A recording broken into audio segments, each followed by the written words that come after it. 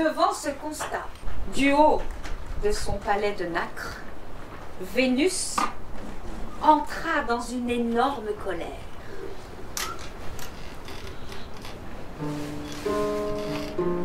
Comment, moi, mère divine, source, origine de toutes choses, me voilà réduit à partager les honneurs qui me sont dus avec une simple mortelle. Et mon nom est souillé d'avoir été mêlé à celui d'une simple femme.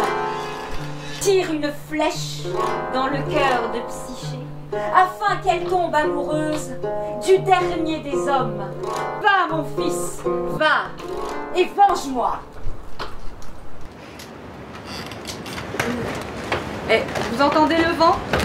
Eh ben la colère de Vénus, c'est 1000 fois plus. C'est une tempête. C'est la tempête, tu as raison. Mais tout d'un coup, elle entend comme un petit rire. Il connaît l'histoire, là. Il a 1 an, mais il connaît l'histoire. Elle entend comme un petit rire, comme ce que vous venez d'entendre. Quelque chose de très léger. C'est le doux zéphyr qui lui caresse la joue. Pour les enfants qui ne savent pas, à cette époque-là, il n'y avait pas d'électricité. Donc quand c'était la nuit, on ne pouvait pas appuyer sur un bouton pour savoir, pour voir. Et quand il faisait nuit, on avait soit des lampes avec de l'huile à l'intérieur ou des flambeaux. Mais là, dans la chambre, il n'y avait rien du tout. Eh, vous n'alliez quand même pas le voir avant Psyché quand même. Alors pour l'instant, le mystère reste total. Mon mari, mon petit miel, tu es la vie de ta Psyché. Il en sera fait selon ta volonté.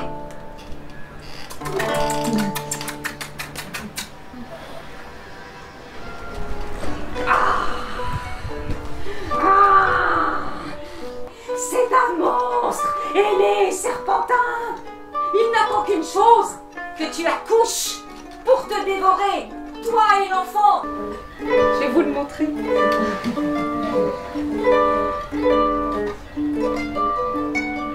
C'est Cupidon, l'amour lui-même.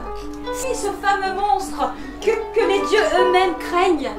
Sachez que dans la vie, tout est régi par l'amour. Cupidon, lui, s'en est allé. Et à votre avis, où est-il allé? Comment? Dans ta mère.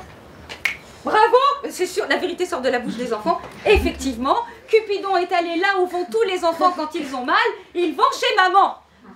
Bien. Et Vénus, à votre avis, où est-elle?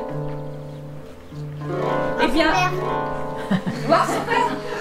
C'est pas mal. Elle ira le voir à la fin de l'histoire. Tu as raison. Pitié, mes sœurs, venez, venez toutes au secours de l'aimé de l'amour. Elle a besoin de nous. Mais dans la vie, tout est régi par l'amour.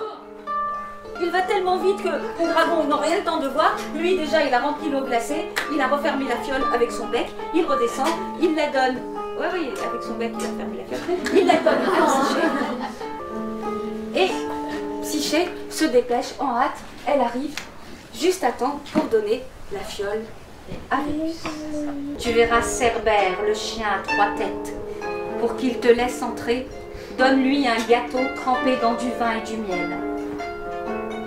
Et lorsqu'enfin tu arriveras devant le trône de Pluton et de Proserpine, baisse la tête, salue-les humblement, assieds-toi à même le sol et fais ta demande.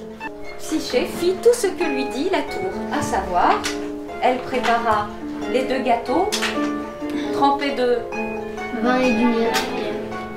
Elle prit avec elle aussi 2 Trésor. Elle arriva devant le fleuve, elle paya. Comment il s'appelle le passeur?